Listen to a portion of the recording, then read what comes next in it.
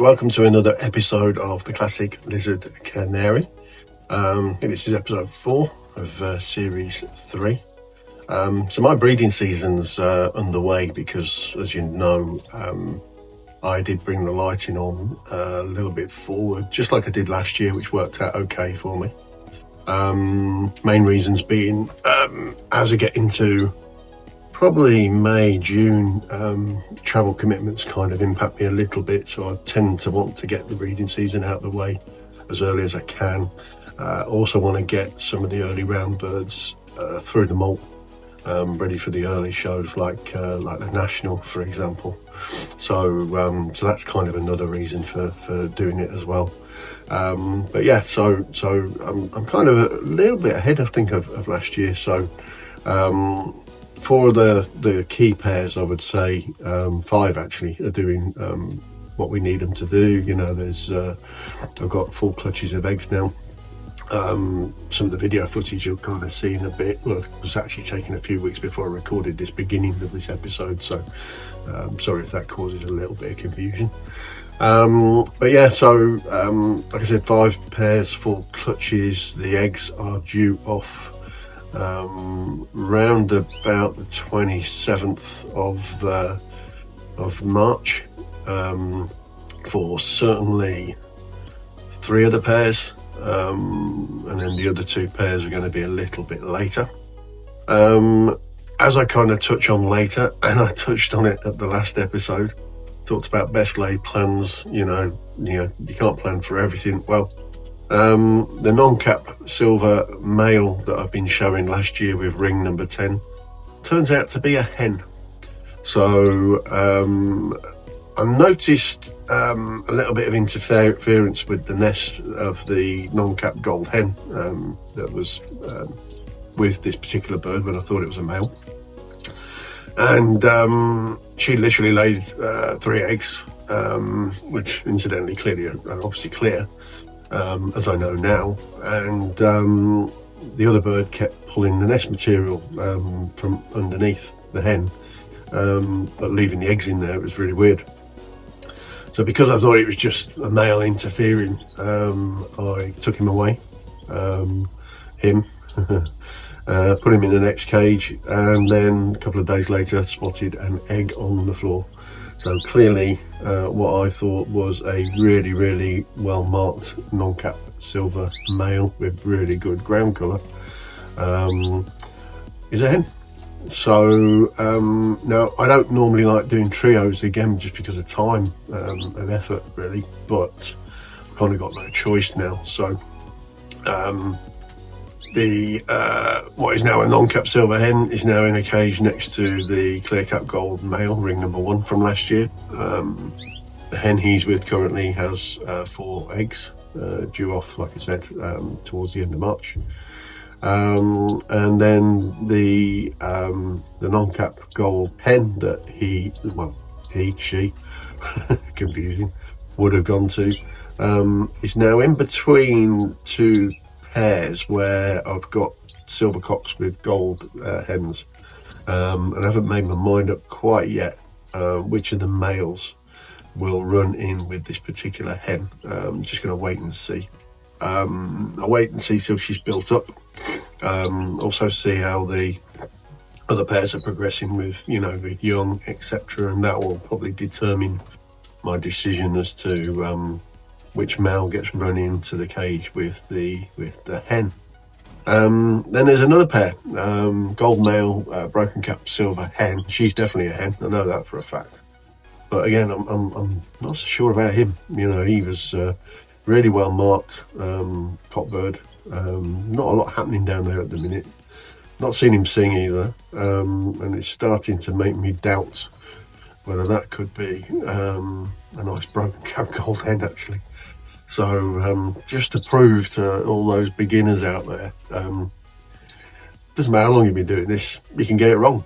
And sometimes you just don't know until it comes to the breeding season, So let's see. But like I said, I've got 5 pairs, full clutches due off, which is good news. And then let's see what happens with the rest You know, so could be more trios than I actually even think of probably was going to do now, to be honest. The problem is, if that gold male does turn out to be a hen, it means I've only got one gold male in the bird room, so he's going to be a busy boy, isn't he? You know, so yeah. So that's the latest update. Like I said, there's some footage coming up, and it's really just highlighting a few things that I think is good for beginners to know about. But if you see an egg on the floor, where a pair is, you know, don't just discard it and throw it away, you know. But I'll talk about it later, you know, in the episode anyway. So like I said, we're on the 21st of March now. And like I said, full clutches on 5 pairs. So yeah, looking forward to seeing what the next week or two brings. With that, I'll leave you to the rest of the episode. And take care and good luck. All right, all the best. Bye-bye. So what you can see here is I've chopped up some pieces of carbolic soap. I've then added some boiling hot water, only a small amount. And then I've got a paintbrush, and I'm actually melting the carbolic soap to use it to paint onto the back of the nest felts, to use it to stick the nest felts into the nest pans. The other good thing about carbolic soap is it also is another helpful way of stopping bacteria and potentially mite as well. So it's another one of those precautionary things that we tend to do. Here you can see it's now melted enough that it's enough of a consistency that I can actually paint onto the nest felt, which is what you can see that I'm doing there. Now, generally, if I'm putting this in a plastic nest pan, it will stick quite well and generally won't move. But with the wire nest pans that you'll see in a second that I use, and I'm doing this one-handed because I'm filming at the same time, I also stitch them in a little bit as well. But at least the carbolic is there, again, from that kind of antibacterial perspective as well. What you'll also see as that pan gets turned around, you can see I've added the neoprene foam disc that Keith uses, Keith Wagstaff, on his plastic pans, and that'll be sprayed with some form of anti-mite spray. And that's what I'll do for the breeding season going forward. There you go. That's how it ends up.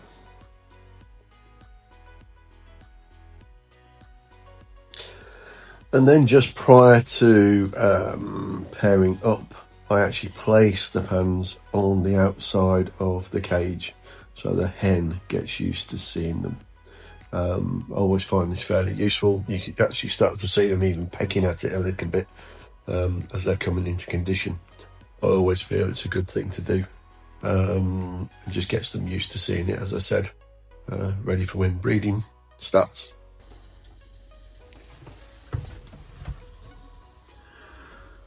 So, just a bit of advice really for newcomers, I would say. Sometimes we're a bit oversensitive with our birds when they kind of do things that we're not expecting. And you'll remember, as I finished up the last episode, I talked about, or the first statement, and I talked about best laid plans never go to plan, so expect the unexpected, you know. So on the previous video, well, earlier in this video, I mentioned about the wire nest pans that I'm using.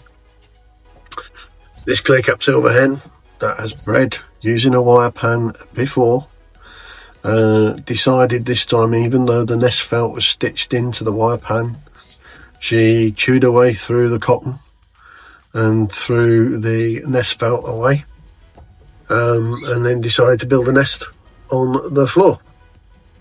I don't really want her to nest on the floor because I worry about if chicks do hatch, and I worry about damaged eggs, etc. So my contingency plan was then to put a plastic nest pan in this time. Again, stitched the nest felt in, as well as using the carbolic soap. Put the nest pan lower down in the cage, close to the floor, and and she's got a full clutch of eggs. So it just goes to show you that they do these things sometimes, and you just have to kind of work around it. So another example is this non-cap gold hen here. So she initially chose not to build in the nest pan, and again, like the clear cap silver hen, built a nest on the floor. So put all the material back into the material holder to let her try and build again. Still didn't build, but then started laying her clutch of eggs. So again, I don't really want her to have a clutch of eggs in a nest that is just nest felt, particularly in these wire nest pans. So I removed the eggs, put them into my storage box, which I'll show you in a second, and very quickly hand built a nest myself in there with some nest material. Then moved the eggs back in, and literally within 5 minutes she was back sitting the clutch in the newly built nest by me straight away. So again, you could kind of panic sometimes, but obviously I didn't on this occasion. So that was my contingency plan, and that kind of worked. And then another pair. So one of my favourite non-cap gold hens. I noticed she built a nice nest. I noticed an egg in the nest pan this morning. I was about to remove it, and then I spotted another egg on the floor of the cage. Now, it was unbroken. I'm assuming it was laid yesterday and I missed it. But again, because generally the birds don't really incubate the eggs until they've laid their full clutch, don't be concerned. Put it in your storage if you do store the eggs for for 3 or 4 days before you put them back in. Like I said, everything should be good. It's all too easy to, if you see an egg on the floor, to literally discard it and throw it away. Don't do it. I've had it in the past where, I used to do that. Somebody advised me against it.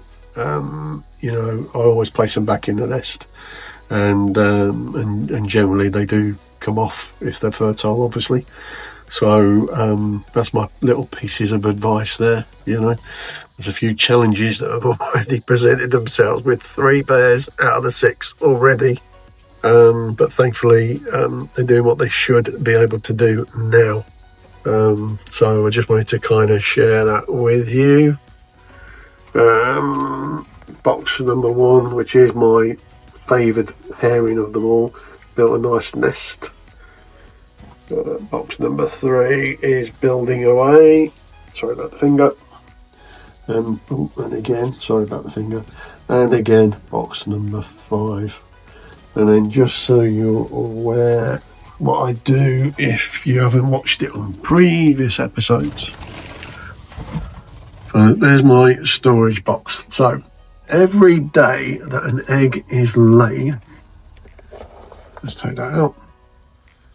What I do is I place an egg in there. That's a little box with some seeding.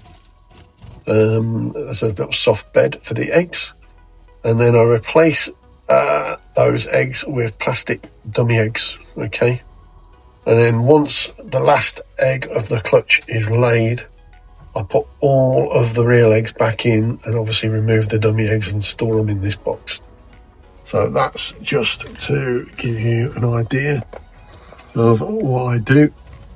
And the objective for that, of course, is that all of the eggs should hatch on the same day.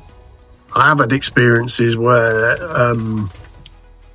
I've had eggs literally laid and left them in the nest, And again, because generally I find the birds don't start sitting until the last egg's laid, they've still pretty much hatched within the same day as well. But then I've had other years where they obviously have started incubating early, and they've hatched on different days. So where I can, if I get the opportunity, I do use the egg storage, and then set the nest, as we call it, by putting those eggs back in. It also gives you the opportunity that, let's say there's a day or two between a couple of nests, you can set them at the same time. So I'll give you an example. So clay cap silver hen down here, she's currently got 3 eggs in there. Okay, so she's a day ahead of the non-cap gold hen that has 2 eggs in here. So what I'll do is I'll wait till the gold hen has completed laying her clutch, and then I will set her nest and the clear cap's nest at the same time. So it gives me options that if there's a disaster with one of the pairs, I can move youngsters or eggs if I need to. That's my couple of little bits of early breeding season advice. Like I said, everybody knows I've kind of brought mine forward a little bit, got them into condition earlier, and that's why mine are kind of have started now. I still think I might have been just a tad too early, but they seem okay. But it does give me the opportunity that before some of you start breeding, just to give you a bit of insight onto how things don't go to plan, but what you can do to mitigate it. Don't be frightened to do things that are logical. They're not as sensitive as you think they're going to be. So with that, hopefully that's a nice little update ready for everybody else for when they start their breeding season. All right, take care.